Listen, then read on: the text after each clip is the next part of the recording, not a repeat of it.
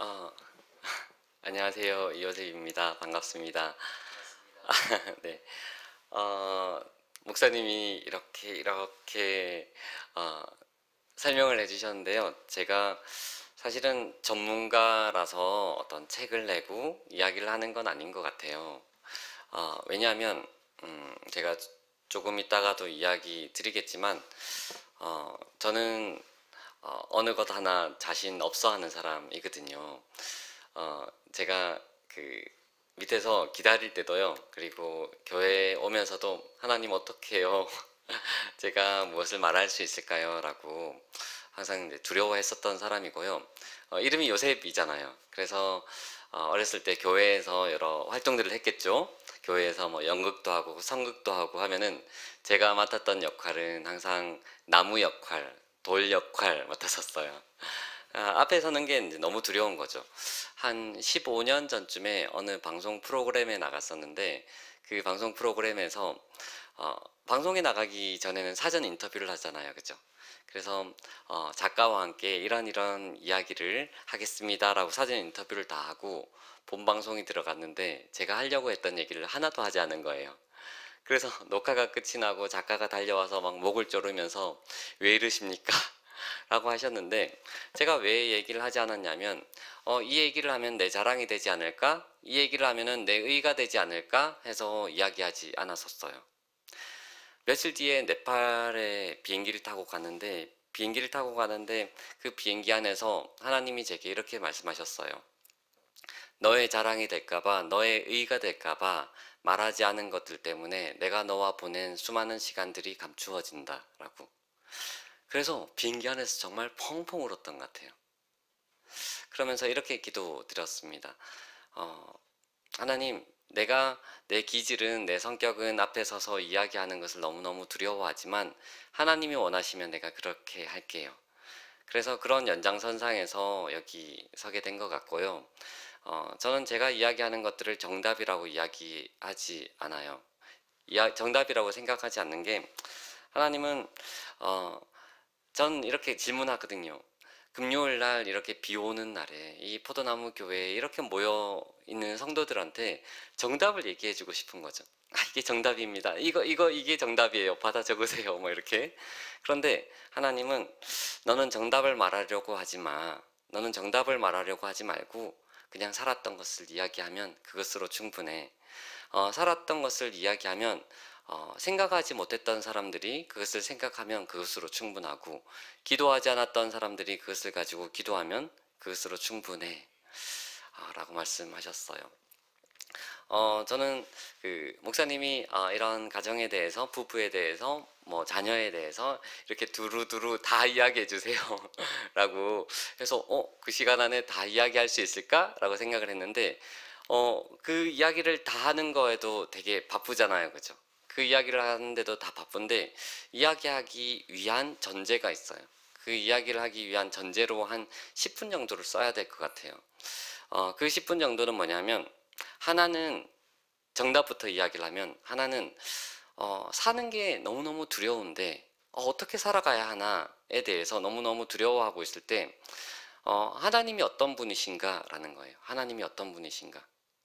하나님이 어떤 분이신가? 그런데 우리가 함께 읽었었던 그 말씀에 하나님은 이렇게 말씀하세요. 우리가 두려웠던 이 모든 것들, 이 모든 열방이 하나님께는 통의 한 방울의 물과 같다라고 말씀하시는 거예요. 우리는 두려워하고 있는 이 모든 것들이 하나님께는 이 모든 열방이 통의 한 방울의 물과 같다라고 말씀하시는 거죠.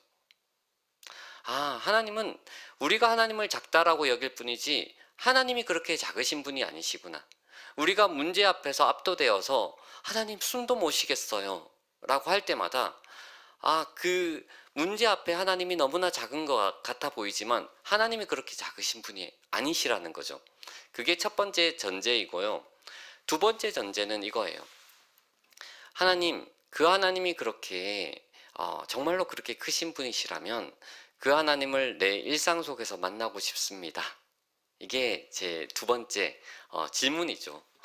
하나님이 정말로 그렇게 크신 분이시라면 그 하나님을 내 일상 속에서 만나고 싶습니다. 제가 왜 그렇게 질문을 했었냐면요. 저도 청년부 때 뭐 여러 가지 임원 생활을 하고 뭐 했었던 시간들이 있었겠죠. 함께 찬양을 하고요. 뭐 함께 서로 간증을 하고 우리 하나님이 이렇게 일하셨습니다. 라고 서로 막 나누고 눈물을 흘리고 그렇게 했겠죠. 그런데 시간이 지나서 각자가 이제 나이가 들고 뭐 직장을 들어가고 뭐 결혼을 하고 하면은 또 선배들이 또 동료들이 이렇게 얘기를 하는 거예요. 그 하나님이 교회에 있을지는 모르겠지만 그 하나님이 내 가정에선 일하시지 않아. 그 하나님이 교회에서는 예배 중에는 있을지 모르지만 내 가정에선 일하시지 않아. 하나님이 정말로 어떤 예배 안에서만, 교회 안에서만 일하시고 우리가 수많은 시간을 보내야 하는 내 일상 속에서 일하시지 않는다라고 한다면 그 하나님은 얼마나 무능력한 하나님이 되시고 그 하나님은 얼마나 내게 무관심한 하나님이시겠냐는 거예요. 그렇다면 하나님이 정말로 그렇게 크신 분이시라면 그 하나님을 수많은 시간을 보내야 하는 내 가정 속에서 내 일상 속에서 만나고 싶습니다. 그게 제가 청년 때 드렸던 질문이었어요. 그런데 하나님이 만날 수 있다라는 거예요. 만날 수 있다. 성경이 우리가 하나님의 약속이라고 이야기를 하잖아요. 하나님의 약속인데 그 성경 하나하나 우리가 약속한다라고 한다면 우리가 무언가를 지킨다, 무언가를 내가 하겠다라는 걸 전제하는 말인 거죠. 우리가 믿음의 조상 아브라함이 하나님과 언약을 맺으셨을 때 어떻게 언약을 맺으셨냐면요. 짐승을 반으로 쪼갠 뒤에 이 쪼갠 짐승 사이로 하나님의 형상인 횃불이 그 사이를 지나갔어요. 이 말은 뭐냐면 당시의 고대 근동 지방에는 내가 누군가와 언약을 맺을 때, 중요한 약속을 맺을 때 짐승을 하나 잡아서는 반으로 쪼갠 뒤에 이 쪼갠 짐승 사이로 약속의 양 당사자가 그 사이를 지나가는 거예요. 그래서 내가 너와 오늘 중요한 약속을 맺었는데 이 약속을 어길 경우에는 이 쪼개어진 짐승처럼 너도 쪼개어질 거야. 너 죽을 거야. 이 말인 거죠. 이 약속은 반드시 지켜야 돼. 목숨 걸고. 이 말인 거예요. 그런데 하나님이 아브라함과 언약을 맺으시면서 이 고대 근동의 언약식을 그대로 가지고 와서는 이 쪼개어진 짐승 사이로 아브라함이 지나간 것이 아니라 하나님 스스로가 그 사이를 지나갔다라는 거예요. 이 말은 뭐냐면 내가 너희와 맺은 약속은 내가 반드시 지킬 거야. 그 언약은 내가 반드시 이룰 거야. 이 말인 거죠. 그러면 내 일상 속에서 하나님을 만날 수 있는 방법은 뭐냐면 하나님이 무엇이라고 약속하셨든지 간에 그 약속 위에 내 일상을 올려놓으면 하나님은 약속하셨기 때문에 그 약속 위에서 나를 만나 주신다라는 거예요. 그래서 저는 되게 여러 가지 막 실험들을 했었거든요. 친구들이랑 놀다가 두 명이서 놀다가 한 명이 더 왔어요. 그럼 세 사람이 됐잖아요. 그러면 하나님이 이렇게 말씀하셨어요. 두세 사람이 모인 곳에 내가 너희와 함께 하겠고 그들로 인하여서 내가 이루겠다. 이게 뭐 용서에 대한 맥락 속에 있는 말씀이긴 하지만 하나님이 이렇게 약속하셨잖아요. 그러면 막 세 명 모이면 우리 북한을 위해서 잠깐 기도하고 놀자 뭐 이러면서 기도하고 이 어떤 조건들을 놓치고 지나가면 좀 아깝잖아요. 그죠? 그런데 되게 놀랍게도 이 두세 사람이라는 이 말씀, 이 조건에 가장 기초에 있는 것이 가정이라는 거예요. 우리가 지금처럼 어떤 교회 양식 속에서 예배 드리는 그 이전에는 사실은 가정에서 이렇게 드리는 예배가 가장 교회의 원형이었다라는 거죠. 가정이 교회의 원형인데 하나님의 그 약속들이 이 원형 속에서 있었다라는 거예요. 그런데 말씀 위에 우리의 일상을 올려놓으면 하나님이 우리의 이 순종들 속에서 만나 주신다라는 말씀은 납득하시죠, 그죠? 맞지, 맞지. 그런데 이 말들이 너무 멀게 느껴지지 않으세요? 그건 어떤 믿음 좋은 누군가, 우리 목사님 같으신 분, 어떤 선교사님, 믿음 좋은 누군가만이 어떤 말씀 위에 우리 일상을 올려놓을 수 있지 않을까 생각할 수 있는 거죠. 그런데 저는 그렇게 생각하지 않아요. 제 딸이 있는데 이제 제 아들과 딸은 이제 딸은 중학생, 이제 북한군이 못 내려오게 이렇게 막고 있는 우리 딸.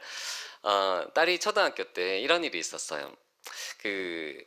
되게 아꼈던 이모가 외국에서 선물을 해줬는데 우리 딸 이름이 온유거든요. 딸 온유에게 이렇게 팔찌를 선물해 줬었는데 온유도 이 팔찌가 너무너무 좋았어요. 그래서 학교에 이 팔찌를 이렇게 끼고 갔었었는데 옆에 있던 남자 짝꿍 아이가 장난꾸러기 아이죠. 이 팔찌를 이렇게 끊어 먹은 거예요. 그리고 귀에다 대고 너 죽여버리고 싶다 뭐 이런 말들을 했었어요. 요즘 초등학생들 좀 무섭죠. 그래서 이 아이가 너무너무 속상했겠죠. 그래서 펑펑 울었어요. 펑펑 울다가 집에 돌아와서도 울다가 좀 진정이 되었어요. 그래서 저녁이 되어서 아빠랑 이야기를 하는데 아빠가 이런 얘기를 하는 거죠. 너무 답답하게. 온유야 많이 속상하지. 그런데 우리가 암송했었던 말씀이 있지. 뭐 원수를 사랑하라는 말씀이나 아니면 우리가 주기도문에 이렇게 기도를 해요. 하나님 내가 누군가를 용서한 것처럼 나를 용서해 주세요. 우리가 주기도문을 기도할 때마다 너무 무시무시한 기도를 하고 있었던 것 같아요. 내가 누군가를 용서한 것처럼 하나님 나를 용서해 주세요. 이런 기도들은, 이런 말씀들은 여전히 우리가 순종해야 되는 말씀들이야. 그런데 온유야, 우리가 용서해야 된다라는 말이 너를 힘들게 한 그 친구에게 내일 학교에 가서 아무 일 없었다는 듯이 지내는 게 용서가 아니야. 아니면 너가 내일 학교에 가서 너를 힘들게 한 그 친구에게 안아주면서 예수님의 이름으로 내가 너를 용서할게. 이게 용서가 아니야. 그게 아니라 지금 너 마음에 스스로 해결하고 싶은 마음들, 되게 복잡한 수많은 마음들 있지. 그 마음을 하나님께 올려드리는 것이 용서의 시작이야 라고 얘기했었어요. 용서의 시작이야.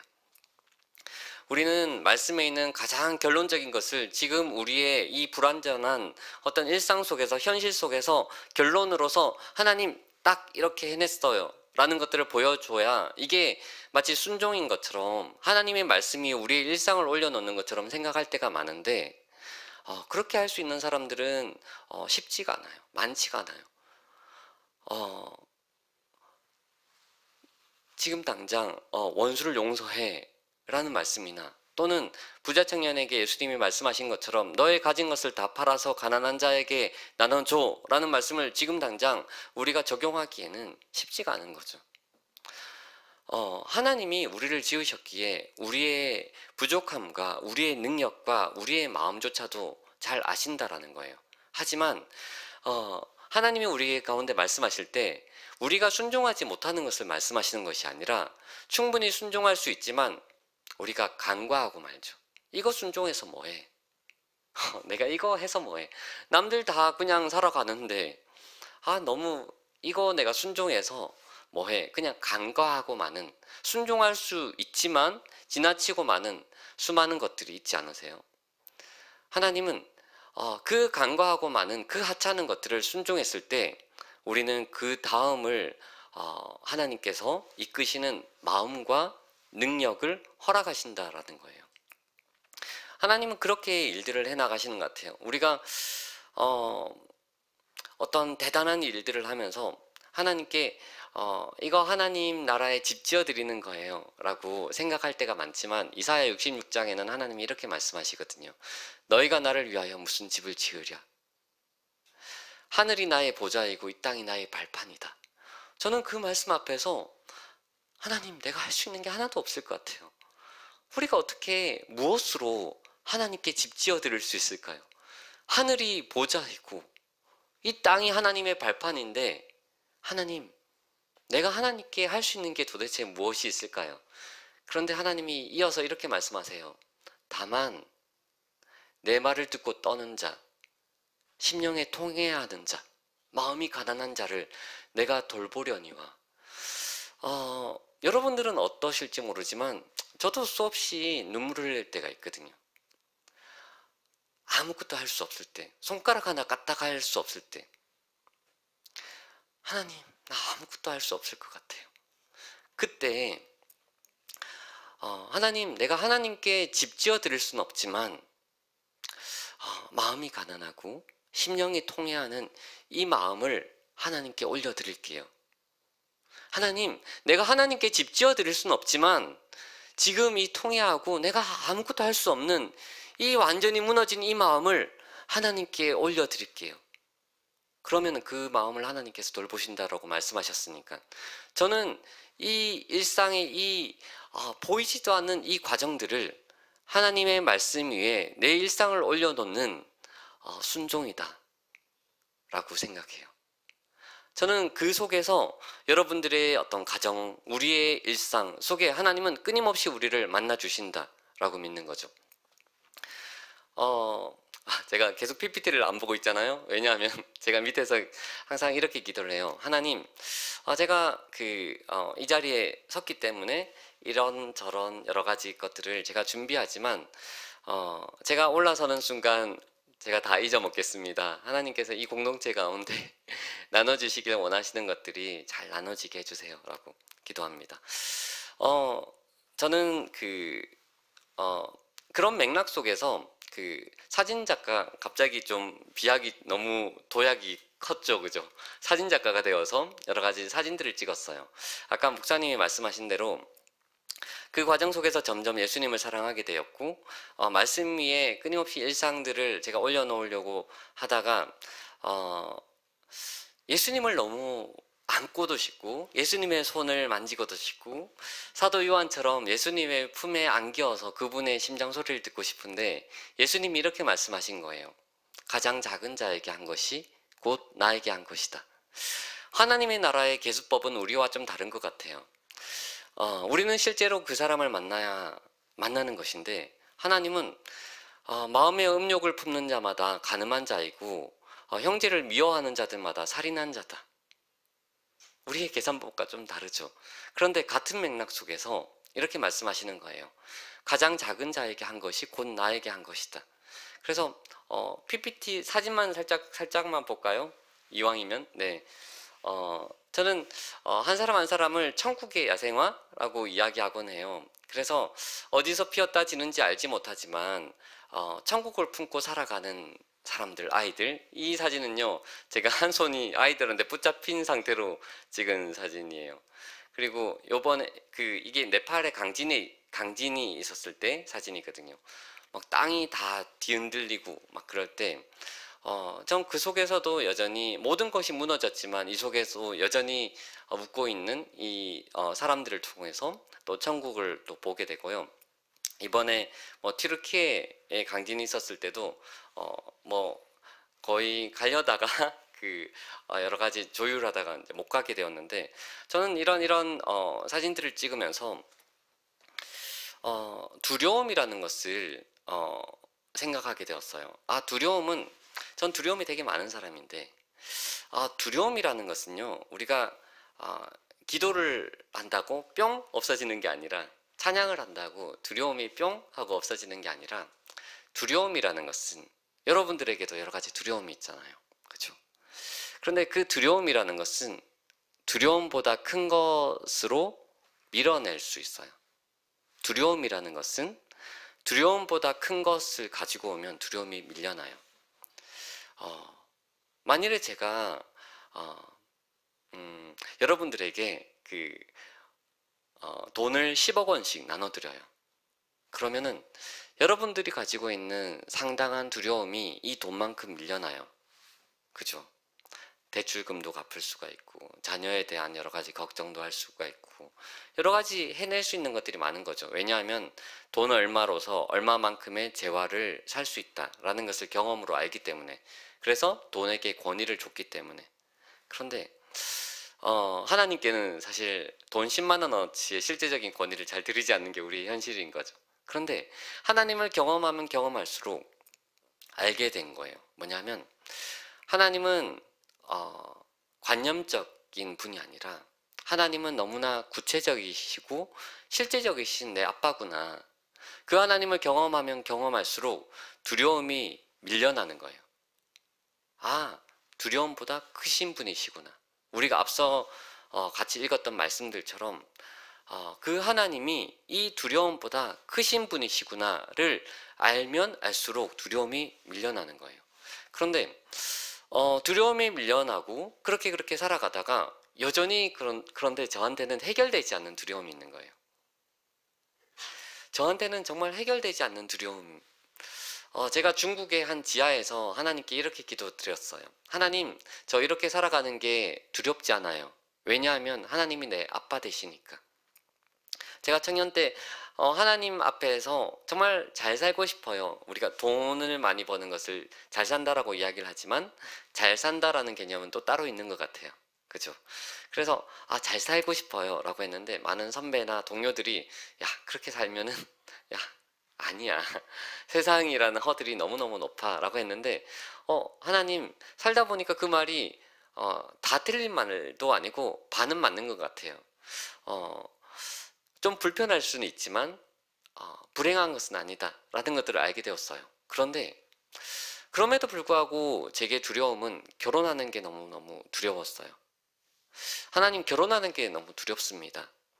왜냐하면 나는 이렇게 살아갈 수 있지만 또 감사하면서 기쁘게 살아갈 수 있지만 결혼하게 되면 나는 누군가를 책임져야 되는데 과연 누군가와 함께 나는 이렇게 살아갈 수 있을까요? 그리고 만일에 사랑하는 사람을 만나서 그 안에는 나와 사랑했기 때문에 그것을 이해할지 몰라도 그렇게 사랑해서 낳은 내 자녀들은 아빠가 선택한 어떤 선택들 때문에 불행해지진 않을까. 아빠가 이렇게 있는데 그 아이들이 배고파서 아빠 배고파 이러는데 나는 그것에 대해서 너무나 자책하면서 힘들어하진 않을까? 하나님, 그래서 저는 결혼하는 게 너무 두려워요. 라고 하나님께 기도드렸어요. 그런데 한 1년 정도가 지나서 길을 걸어가다가 하나님이 제게 그때 드렸던 그 기도가 생각나게 하셨어요. 너가 이렇게 살아가는 게 두렵지 않다라고 했지. 내가 너의 아빠 되기 때문에 너는 이렇게 살아가는 게 두렵지 않다라고 했지. 그렇다면은 너가 결혼하고 나면 나는 너 개인의 아버지에서 너의 가정의 아버지가 된단다 라고 말씀하시는 거예요. 저는 깜짝 놀랐어요. 정말 깜짝 놀랐어요. 하나님이 정말 내 개인을 돌보시기 때문에 나는 이렇게 살아가는 게 전혀 두렵지 않아 라고 생각을 했었었는데 그 하나님이 내 개인은 돌보고 내가 결혼해서 내 아내와 내 가족은 돌보지 않는, 나만 돌보는 그런 하나님으로 생각을 했었던 거예요. 그런데 그게 아니라 하나님이 나를 돌보신 것처럼 내 개인의 아빠가 되신 것처럼 우리 가정의 아빠가 된단다. 그 말이 너무너무너무 감사한 거예요. 저는 그 사울이 그 사무엘을 기다리지 못하고 자신이 막 제사를 드렸잖아요. 그죠? 블레셋과의 그 전쟁 속에서 기다리지 못하고 왜 그냥 자기가 제사를 드리고 그 전쟁에 임하려고 했었을까? 생각을 해보니까 이 사람은 전쟁에 졌기를 알았던 거죠. 그죠? 이 사람은 이때 더 기다리면 전쟁에서 패할 수 있기 때문에 전쟁에 싸워야 되는 거예요. 그리고 또 하나의 이유가 무엇일까 생각을 해보면요. 이 사람은 왕이었던 거예요. 이스라엘의 왕이었던 거죠. 그래서 자기가 전쟁에서 지면 자신의 백성이 지는 거예요. 그러니까 자신의 백성을 지키기 위해서 이스라엘의 왕으로서 이 전쟁은 이겨야만 한다라는 거죠. 그런데 사울왕이 간과한 것은 뭐냐면 이 이스라엘의 백성은 자신의 백성이기 이전에 하나님의 백성이었다라는 거죠.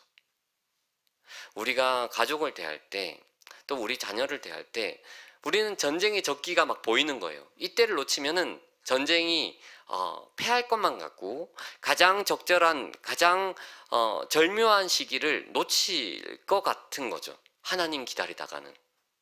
그런데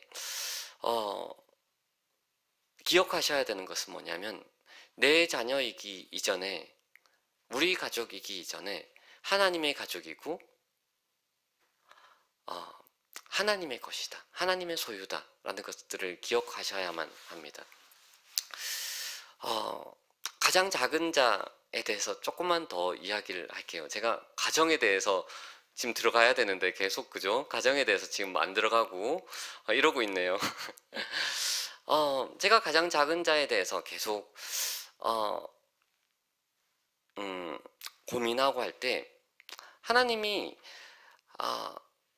제가 구제가 무엇입니까? 라고 하나님께 많이 물었던 적이 있었어요. 왜냐하면 저한테 수많은 사람들이 저 좀 도와주세요 라는 메시지가 없거든요. 그래서 제가 치과에 갔다 라고 막 일기를 쓰면요, 치과에 갈 돈은 있고 자기 도와줄 돈은 없느냐고. 그래서 하나님, 구제가 무엇입니까? 라고 많이 물었었는데, 그때 하나님이 사도행전 3장 말씀을 이렇게 보여주시면서, 이제 성전 미문 앞에 앉아있는 안진뱅이가 있죠. 내게 은과 금은 없거니와 내게 있는 예수 그리스도 이름으로 일어나 걸어라. 그 사건을 이렇게 말씀해 주셨는데, 제가 궁금한 게 있었어요. 하나님께. 하나님이 어떻게 베드로와 요한에게 이 성전 미문에 앉아있는 이 사람을 주목하여 보게 했을까? 뭐 길을 걸어가다가 전기에 감전된 것처럼 찌지직 해서 이 사람이야 라고 했을까? 아니면 막 구름이 화살표 모양으로 이렇게 해서 이 사람이야 라고 했을까? 그것은 알지 못하지만 그 이후의 일은 하나님이 말씀하지 않았을 거라는 거예요. 그 이후의 일이라는 것은 뭐냐면, 이 성전 미문 앞에 있는 정말 아무것도 아닌 것 같은 이 한 사람이 일어나서 기뻐서 뛰기도 하고 걷기도 하면서 그 주변에 있는 5천 명이나 되는 사람들이 모여들어서 그 사람으로 인하여서 5천 명 되는 사람들이 예수님을 믿게 되어요. 우리는 당장 눈앞에 있는 여러 사건들만에 주목할 때가 많은데, 그래서 하나님은 내 지금 가정의 관심이나 내 가정의 그 위급함에 대해서 마치 무관심하신 것처럼 여길 때가 많은데, 그렇지 않다라는 거예요. 전혀 상관없는 하나님의 나라의 그 조직된 그 비밀들, 거미줄과 같이 엮여져 있는 그런 것들을 통해서 하나님은 일하신다라는 거죠. 제가 조금 옆으로 빠지긴 했지만 잠시만요. 제가 PPT 조금만 넘겨 볼게요.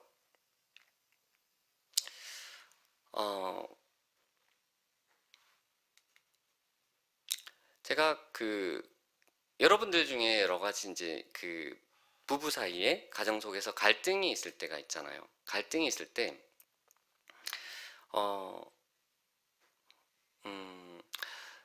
제가 결혼을 하고 얼마 지나서 하나님께 기도 드릴 때 하나님이 제게 이렇게 말씀하셨어요. 그 아내 이름이 명경인데, 명경이를 사랑하고 사랑해줄 사람을 찾고 찾다가 너를 찾았다 라고 말씀하시는 거예요. 좀 깜짝 놀랐어요. 보통은 우리가 나한테 유리한 사람이 누구인가, 이 사람은 나를 사랑해줄 사람인가, 이 사람은 나한테 맞는 사람인가, 뭐 이렇게 우리가 묻잖아요. 그런데 전 정말 놀랬던 것 같아요. 명경이를 사랑해주고 사랑해줄 사람을 찾고 찾다가 너를 찾았다. 그러면서 저의 정체성이 만들어지는 거예요. 아까 말씀 위에 우리의 일상을 올려놓으라고 했잖아요. 그죠?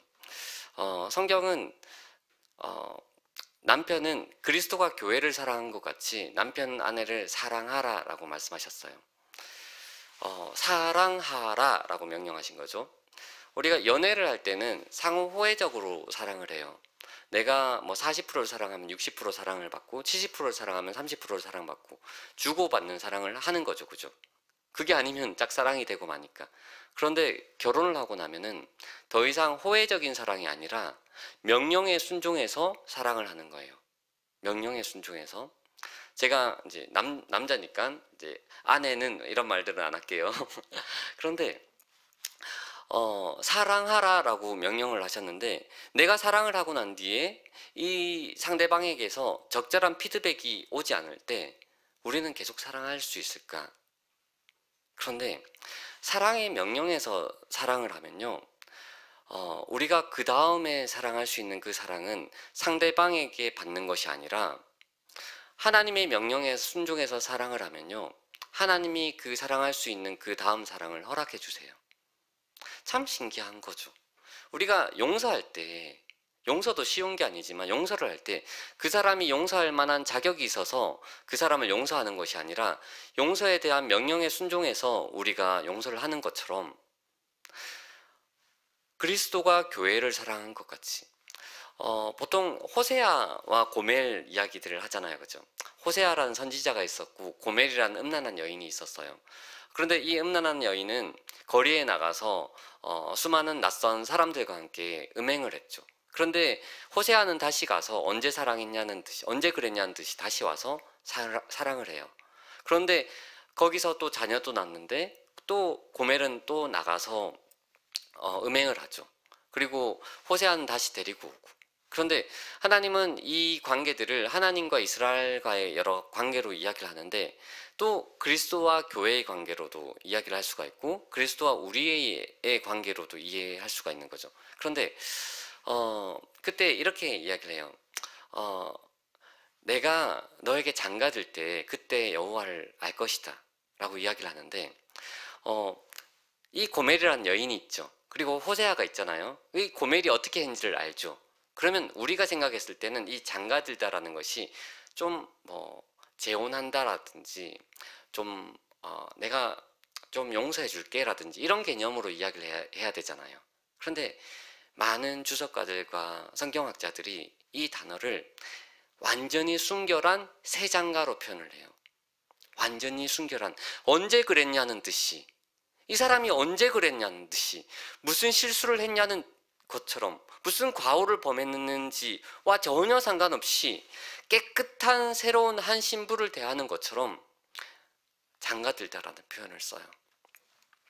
그것처럼 우리가 누군가를 사랑을 할 때 그리스도가 교회를 사랑한 것 같이 그리스도가 교회를 어떻게 사랑했는지, 지금의 수많은 미디어가 교회는 어떠하고 교회는 어떠하고 교회는 너무 부패했어, 교회는 왜 이렇게 왜 이래, 사람들은 거리를 두는 거죠.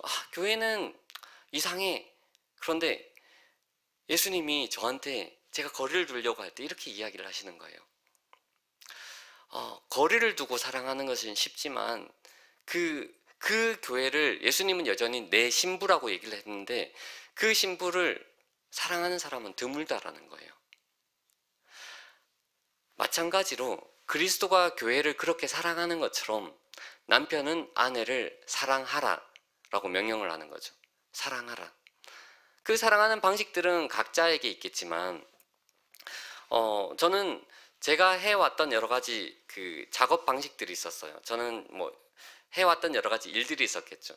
그런데 하나님이 명령하셨을 때 그 사랑하기를 애쓰기 위해서 제 딴에는 많이 노력하고 수고했었어요.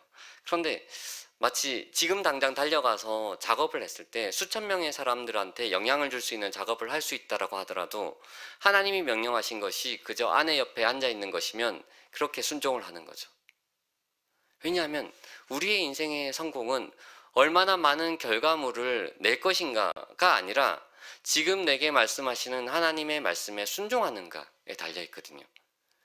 그렇게 순종하고 하는 그 시간 속에서 여전히 시간이 많이 지나서 저도 이제 아내랑 거의 15년 이상을, 그리고 연애한 알게 된 시간까지 합치면 거의 20년이 돼 가거든요.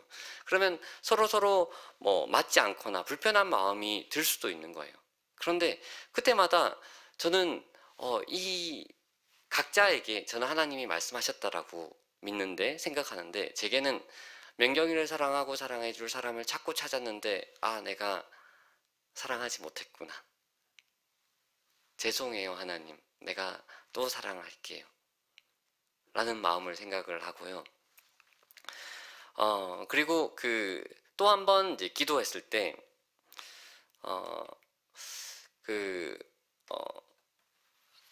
배우자를 위해서 기도할 때 하나님이 각자 주시는 마음이 있잖아요. 저에게는 사랑이 많고 지혜로운 여자야 라고 말씀하셨어요. 그런데 우리가 살아가다 보면은 때로는 그렇지 않은 모습을 보잖아요. 그죠? 아니 뭐가 사랑이 많고 아니 뭐가 지혜로운 이런 모습들을 보게 된다는 거예요. 그러면은 우리는 이렇게 그 방에 가서 이렇게 앉아서 이렇게 기도하는 거죠. 하나님 제발 사랑이 많고 제발 좀 지혜로운 여자가 되게 해주세요 라고 기도를 하는 것이 아니라, 그때도 여전히 하나님 사랑이 많고 지혜로운 여자를 내게 주셔서 감사합니다 라고 기도를 하는 거예요. 뭐냐면 내 시선에 보이는 대로 그것을 평가하고 기도하는 것이 아니라 하나님이 그 사람을 그렇게 보셨다면 나는 내 눈으로 그것을 취하는 것이 아니라 하나님의 시선을 내가 취하겠습니다. 하나님의 마음을, 하나님의 관점을 내가 취하겠습니다. 그리고 내가 그것을 고백하겠습니다 라는 거죠. 자, 또 넘어갈게요. 제가 그 영상 하나를 가지고 왔는데요. 영상 하나 짧게 볼게요. 이거는 그냥 한번 웃자고 가져온 영상이긴 한데요. 네. 잠시만요. 제가 뒤로 가고 있었네요. 아니요. 네. 그 영상. 요거. 그리고 파마하면 진짜 예뻐.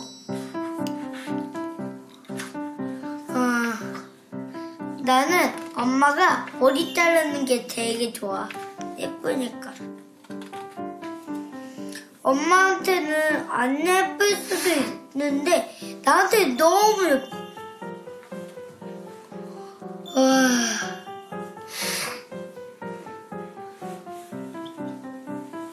특히 이렇게 누우면 진짜 좋고 죽은 것 같은데 예뻐. 그래도 죽어도 예뻐. 아빠도 예쁘지? 아빠도 예쁘다고. 아빠도 예쁘지? 누가? 엄마가. 당연하지. 제퍼키 남자게 여자게. 어렸을 때 영상을 찾았어요. 이게 뭐냐면 우리가 그 젊은 부부들한테 우리가 자주 얘기하죠. 그때가 좋을 때야. 그때가 좋을 때야. 그런데 그런 마음 들지 않으세요? 그때가 좋긴 뭐가 좋아. 힘들어 죽겠는데. 그러니까 그 시간에는 우리는 알지 못하는 것 같아요. 그런데 가장 사랑만 받고 한 사람에게 이렇게 집중할 수 있었나 싶은 시간에 참 우리는 그 고마움을, 그 특별함들을 알지 못했구나 라는 생각들이 들더라고요. 그러면서 뭐 배우자에게도 마찬가지고 아이들에게도 마찬가지인데요. 저는 상대방을 만드는 어떤 시간들이 있다라고, 말들이 있다라고 생각을 해요. 온유랑 소명인 아들인데 어렸을 때 소명이는요 온유는 색연필 하나를 하나씩 골고루 쓰는 편이에요. 골고루 닳게 만드는. 그런데 소명이는 색연필 하나를 끝장내는 편인 거예요. 막 끝장을 내는데 자기 색연필을 끝장내면 되는데 하필이면 누나 색연필을 끝장내버린 거예요. 그래서 누나가 너무 속상했죠. 방에 들어가서 막 엉엉 울었어요. 엉엉. 막 방에서 내가 얼마나 많이 참았는데, 내가 얼마나 많이 아끼던 건데, 막 이러면서 1시간 동안 울다가 나왔어요. 1시간 동안 울다가 나온 온유에게 제 아내가 뭐라고 이야기를 했었냐면, 우리 온유 참 착하네. 1시간 동안 방에서 기도하다 나왔구나 라고 얘기했었어요.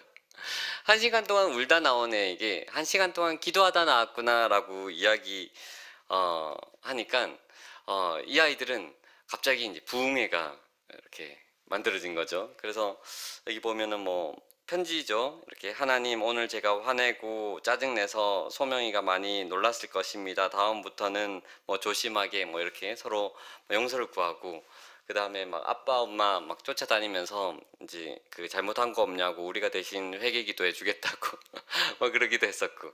그러니까 같은 상황에서 우리가 어떤 말을 하느냐에 따라서 그 사람이 저는 만들어진다라고 생각을 하거든요. 그래서 저는 그 중에 좀 제일 좀 잔인한 말 중에 하나가 돈 좀 벌어와 이런 말이에요. 돈 좀 벌어와. 왜냐하면 돈 좀 벌어와라는 말만큼 그 사람을 무능력하게 만드는 말은 없다. 이 말을 하기 전에도 이 사람은 돈을 벌려고 애를 썼겠죠.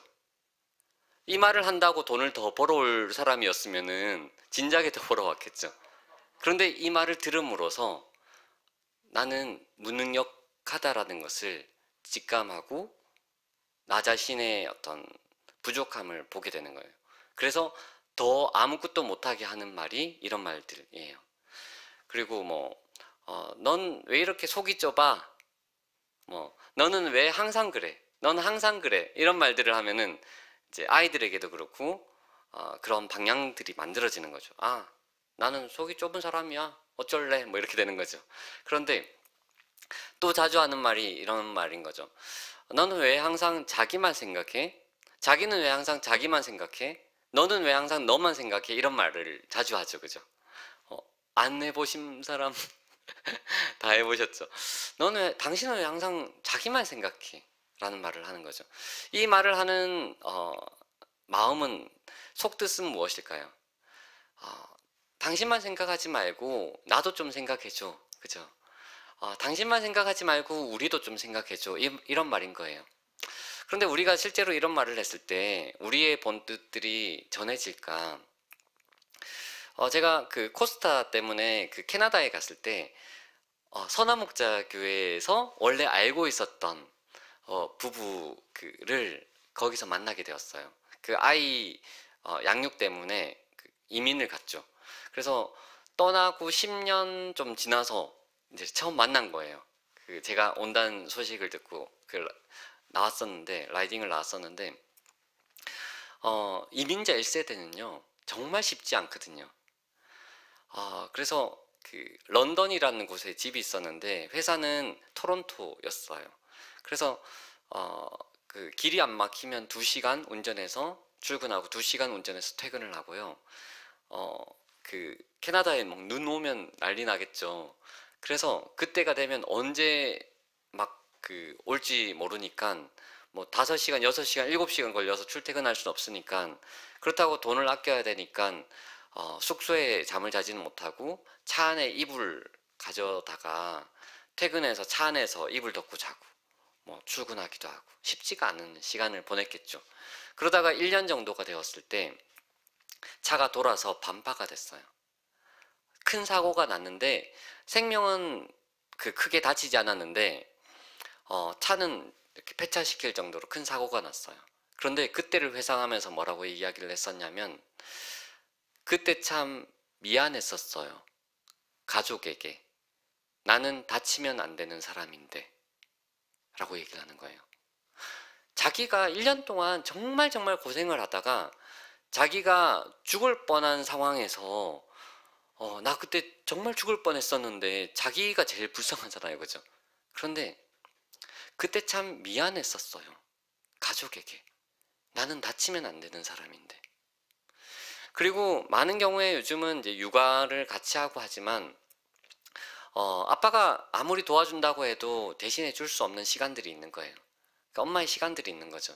특히 출산하고 아이 신생아 때 잠도 못 자고 2시간, 3시간 자고 일어나고 저도 제가 도와준다고 해도 뭐가 도움이 되겠어요. 그죠? 막 유축기 돌아가는 소리가 막 약간 공장 소리처럼 막 그러잖아요. 그죠? 칙칙 칙칙 소리 나고 아내도 그때 오빠 나 기계가 된 것 같아. 이런 얘기들도 했고요. 그 시간에는요, 남편을 보면 남편도 좀 고생하는 것 같지만 뭔가 자기는 발전하는 것 같아. 뭔가 앞으로 나아가는 것 같아. 근데 자기는 없는 시간, 나는 존재하지 않는 시간, 누군가의 생명을 위해서 얘는 자라나는데 나는 없는 시간, 나는 포기한 시간인 거죠. 그런데 이렇게 얘기를 하는 거예요. 너는 왜 항상 너만 생각해? 자기는 왜 항상 자기만 생각해? 이 말을 하게 되면 어떤 마음이 드냐면, 내가 이때까지 헛살았구나. 내가 바보같이 살았네. 나도 이제 내 인생 좀 찾아야 되겠어. 나도 내 인생 살아야 되겠어. 나 너무 바보 같았어. 이런 생각이 드는 거예요. 그때는 어떤 말을 해주면 좋으냐면요. 좀 오글거리긴 하지만 이렇게 얘기를 하는 거예요. 당신은 왜 항상 우리만 생각해? 당신은 왜 나만 생각해? 이 말을 하면요, 자기도 그게 아닌지 알아요. 그런데 그 말을 듣게 되면은 우리는 이런 마음이 드는 거죠. 아, 조금 더 위해줘야 되겠다. 조금 더 생각해줘야 되겠다. 조금 더 뭔가를 해줘야 되겠어. 오늘용 어린이날이었잖아요. 가족하고 조금 이제 시간을 보내는데 저희 이제 소명이가 이런 말을 하는 거예요. 제가 우리 소명이 6학년이거든요. 우리 소명이 오늘 어린이날 마지막이네 라고 했는데 소명이가 네, 마지막이에요. 마지막까지, 오늘까지 아빠 엄마가, 갑자기 울컥하다. 아빠 엄마가 너무 위해주고 챙겨주고 나를, 해줘서 너무 고마워요. 이제 안 해줘도 돼요. 신경 너무 안 써줘도 되니까. 그 말을 하는데, 울컥한 거예요. 그래서, 어떤 마음이 들겠어요? 얘 어린이날 올해가 끝이 아니냐 막 이런 마음이 드는 거예요. 이런 마음이 드는 거예요. 네, 잠깐만요. 이게 어버이날에 온유가 엄마한테 보낸 선물이에요. 나도 어버이인데 엄마한테 막 뭐라고 썼냐면요. 완벽한 어머니상 김명경, 위 어른은 모든 게 완벽해서 이 상장을 수여합니다. 온유라는 귀여운 딸 드림 하여서 사탕하고 줬는데 이게 사실은 완벽한 어머니가 어디 있겠어요. 제 안에도 딸하고 이렇게 갈등이 있을 수도 있고요. 다툴 때도 있어요. 그런데 완벽한 어머니는 존재하지 않아요.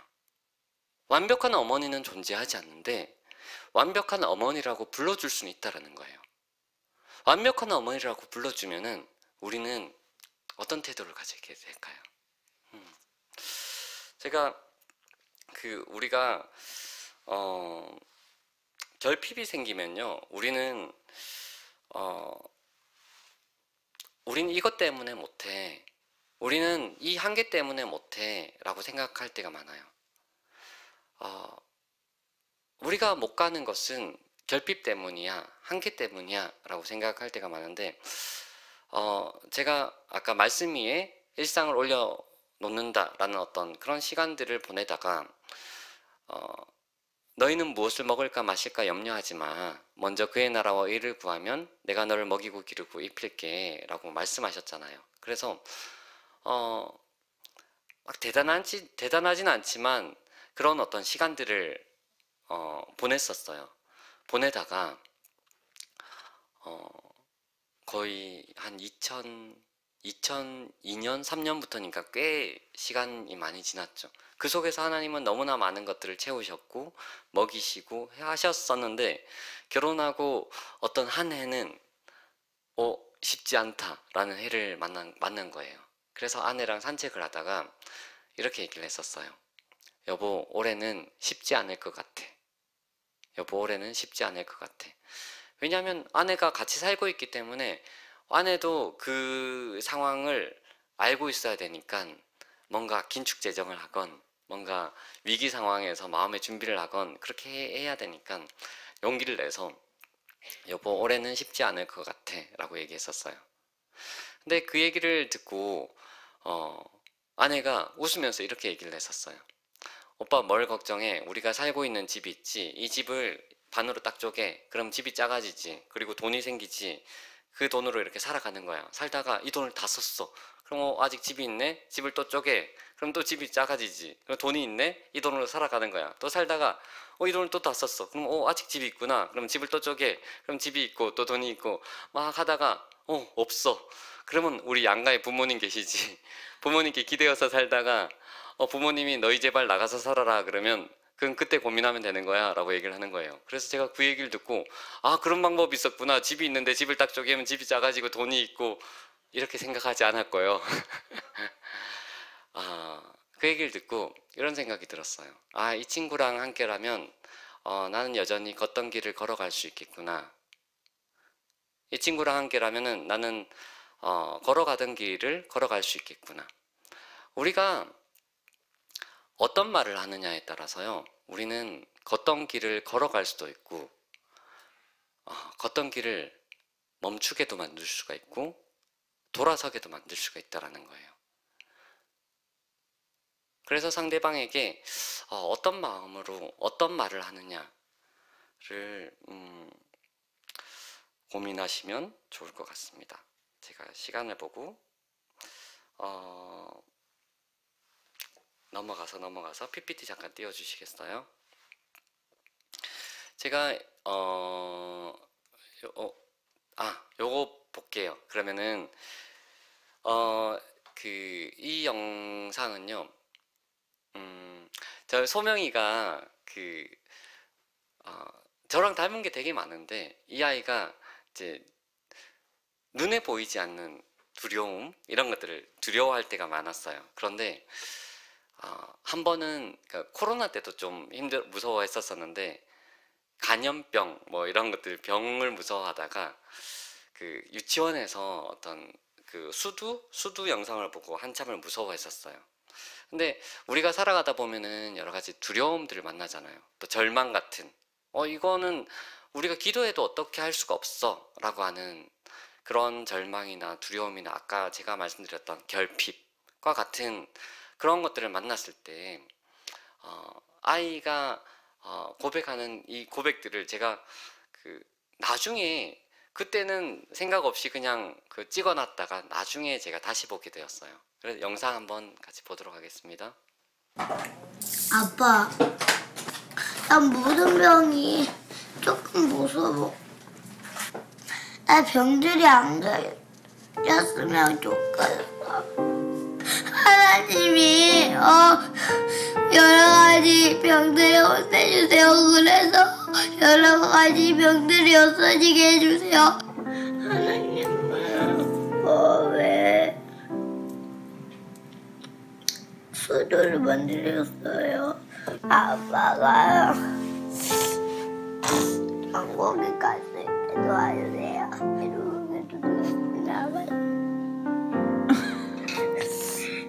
아빠 천국이 왜? 왜? 수도 안 걸리면 되지.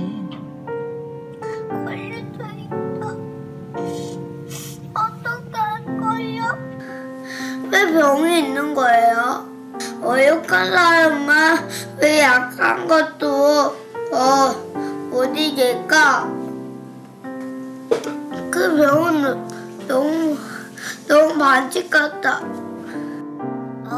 수두가 걸리지 않게 해주시고 왜 하나님 수두를 만들었을까?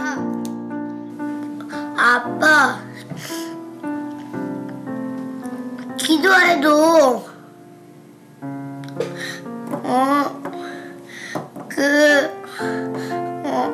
기도가 통하지 않으면 어떡해? 내가 죽으면 어떡해? 어릴 때 죽으면 어떡하냐고, 어렸을 때. 아빠! 지 않게 해주세요. 또 미리 걸린 사람을 빨리 낫게 해주시고, 하나님 아버지 도와주시옵소서. 그리고 모든 사람의 죄를 안 지게 해주세요. 사람도 교회 안 다녀도 예수님을 사랑하게 해주세요. 그래도 저는 하나님이 도와줬습니다. 하나님이 있어서 감사합니다. 네, 끊어주세요. 그러니까 우리가 기도를 해도요 아무 변화가 없을 수가 있고 기도를 해도 약한 사람은 그냥 약한 그대로 남아있을 수도 있다라는 거예요. 기도를 하면은 엄청난 어떤 큰 변화가 딱 있을 것이다 라는 그 믿음이면 우리 안에 절망만이 가득할 것 같아요. 왜냐하면 상황들이 변하지 않을 때가 많으니까. 그런데 저는 그래도 예수님을 사랑합니다 라는 그 고백이면은 그래서 우리의 마음이 바뀌고요, 그 다음에 우리가 가진 여러 가지 두려움보다 하나님이 더 크신 분이시다 라는 것들이 믿어지면 그때야 우리의 두려움이 밀려나고 상황이 눈에 보이지 않는 만큼 조금씩 조금씩 바뀌어진다라고 생각을 해요. 사람의 변화라는 것은 정말 눈에 보이지 않는 만큼 바뀌거든요. 나 자신을 포함해서, 우리 자신을 포함해서. 그런데 하나님은 그 일을 멈추지 않으신다라는 거예요. 저는 결론적으로는요, 우리 아이들에게는 저는 교회가 환대받는 곳과 기다림, 이 두 가지가 참 필요한 것 같아요. 저도 우리 아이들 그 지금 모습 일부러 안 보여주잖아요, 그죠?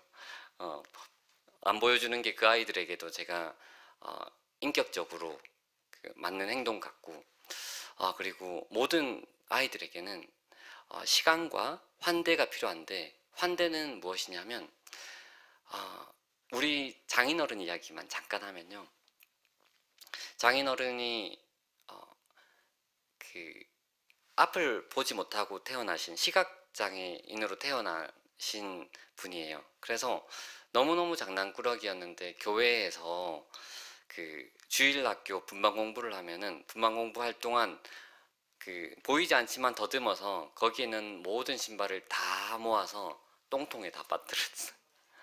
그래서 선생님들이 너는 교회에 나오지 마라, 너는 교회에 나오지 마, 그런 말 할 수 있겠죠. 그런 상황을 계속 만드니까.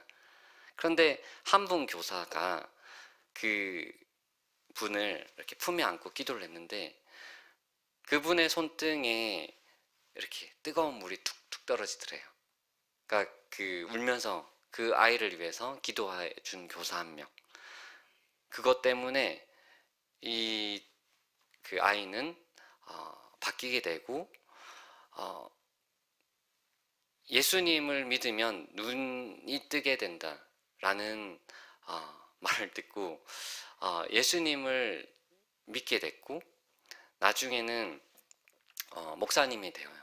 목사님이 되시고 여전히 육신의 눈은 뜨지 못하지만 하나님이 영의 눈을 뜨게 하셔서 성경을 읽게 해주셨어요. 앞을 보지 못하시는 분인데 성경을 읽게 해주셨어요.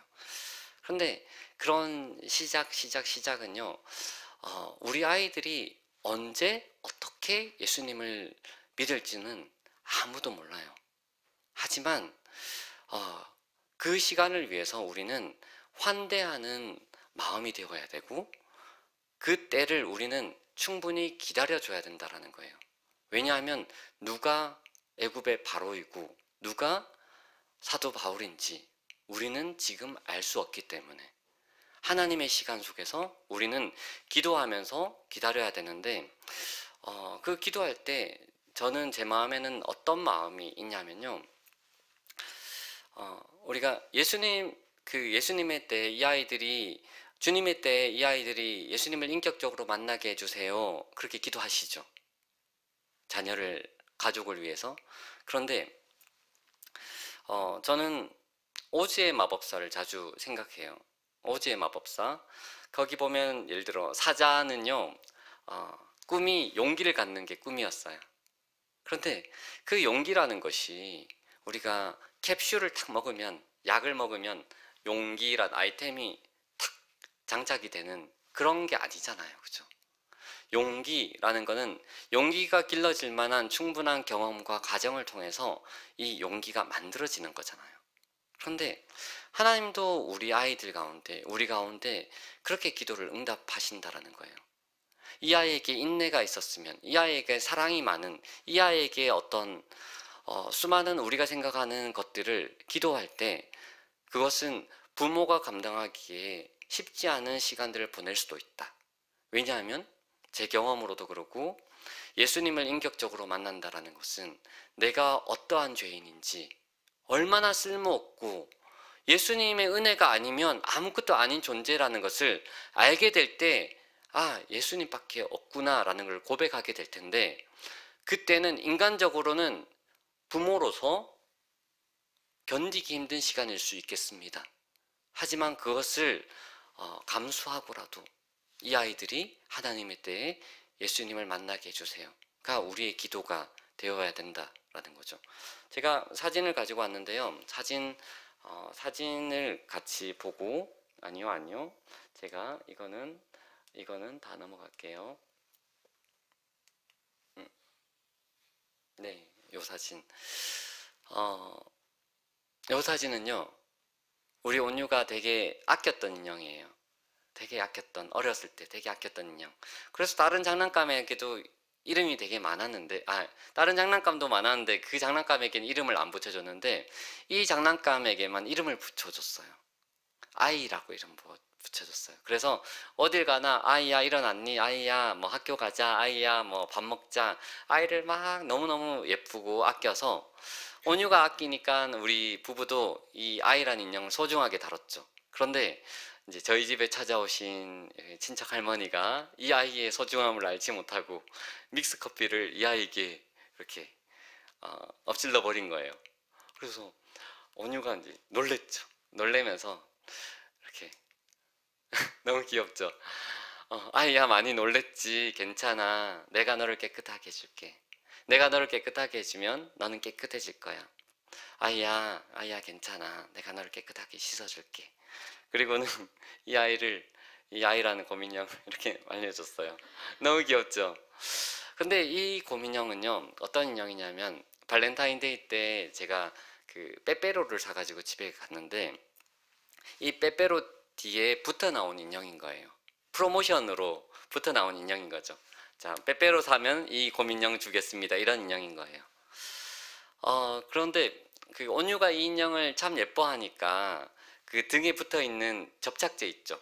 빼빼로와 붙어 있던 접착제, 글루건을 아빠가 떼줘야 되겠다 해서 이렇게 뗐더니 털 가죽이 쭉 찢어진 거예요. 불량품인 거죠. 이 곰인형의 입장에서 생각을 해보면요, 자기는 남들처럼 곰인형으로 태어난 인형이 아닌 거예요. 남들처럼 곰인형으로 태어난 게 아니라 초콜릿 팔아먹기 위해서 태어난 인형이고, 털 가죽은 쭉 찢어졌고요. 그 다음에 뭐 커피에는 얼룩졌고, 자기는 자기를 어떻게 생각할까? 근데 제가 온유가 했던 말이 생각날 때마다 이렇게 눈물이 나요. 내가 너를 깨끗하게 해줄게. 내가 너를 깨끗하게 해주면 너는 깨끗해질 거야. 내가 너를 깨끗하게 해줄게. 내가 너를 깨끗하게 해주면 너는 깨끗해질 거야. 제가 하나님께 물었던 수많은 질문들이 있거든요. 그런데 그 중에 하나 질문이, 하나님, 새로 시작할 수 없겠습니까? 하나님, 새로 시작할 수 없겠습니까? 하나님, 새로 시작하고 싶어요. 내 인생의 그림 수정액으로 이렇게 지우는 거 말고 그만 지우고 하얀 새로운 캔버스에 새로운 그림 그릴 수 없겠습니까? 제가 하나님께 정말 많이 물었던 질문이거든요. 그런데 그럴 수 있다라는 거예요. 그럴 수 있다라고. 예수님의 보혈로 너를 덮을 때 너는 완전히 새로운 캔버스에 새로운 인생의 그림을 그리는 거야. 제가 하루는 너무너무 내 자신이 부끄럽고 속상해서요, 노량진이었나? 온종일 울면서 걸었던 기억이 있었어요. 나주님의 기쁨 되기 원하네 라는 찬양을 그때 참 좋아했었는데, 하나님, 저는 이런 찬양 부를 자격도 못 돼요. 그런데 그 밤에 제가 눈물을 그치게 된 때는요, 뭐냐면, 하나님, 내 이성으로는 나를 이해할 수 없고 내 감정으로도 나를 용납할 수 없지만 내가 믿음으로 예수님이 나를 위해서 흘리신 그 십자가의 보혈을 믿습니다. 우리가 믿는 그 예수님의 그 보혈은요, 결코 값없지 않아요. 제가 앞서 우리가 같이 읽었던 말씀처럼 열방이 통에 한 방울의 물과 같다 라고 하는 그 하나님이 흘리신 그 피 한 방울은요, 결코 값없지 않아요.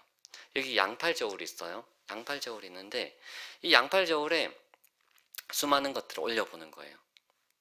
수많은 것들, 내 가정, 내 자녀, 내 문제, 수많은 부끄러운 것들, 내 죄악들, 물론 회개가 전제되는 여러 가지 것들을 다 올려놓고는 한 친구는 저는 건드리지 마세요.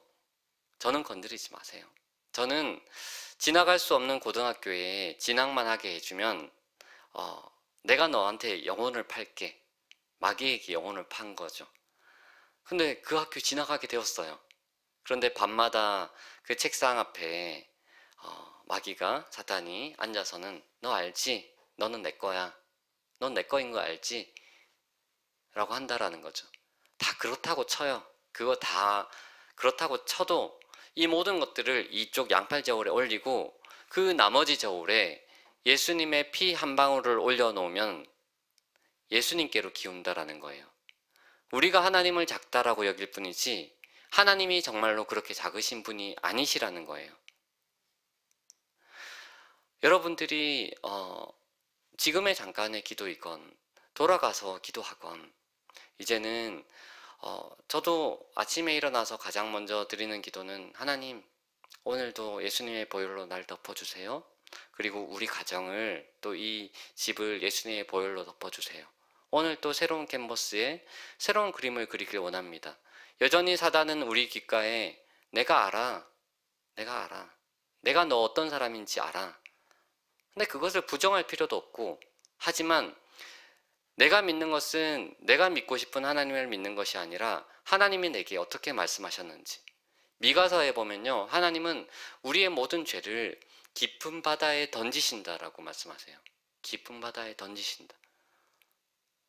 하나님도 기억하지 않으려 하는 우리의 죄들을 계속해서 묵상하지 마시고요, 새로운 캔버스에 새로운 그림으로, 그리고 조금 더 나아가서 여러분도 여러분 스스로를 용서해 주세요.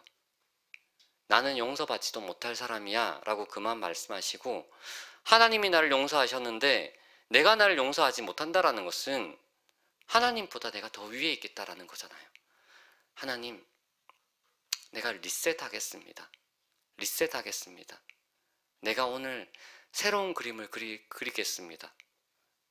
내가 그린 내가 아니라 내가 이 문제는 영원할 거야 라고 생각하게 만드는 사단 마귀에 대해서 이제 버리시고요, 제가 문제를 만날 때마다 제가 이렇게 이야기를 해요.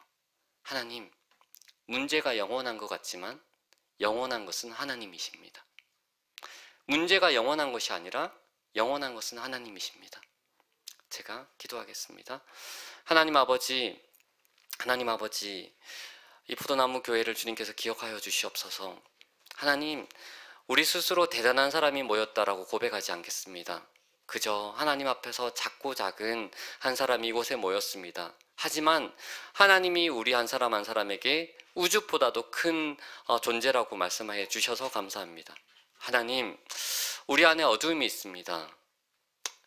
우리 안에 있는 이 어두움을 우리 스스로 해결할 수가 없습니다.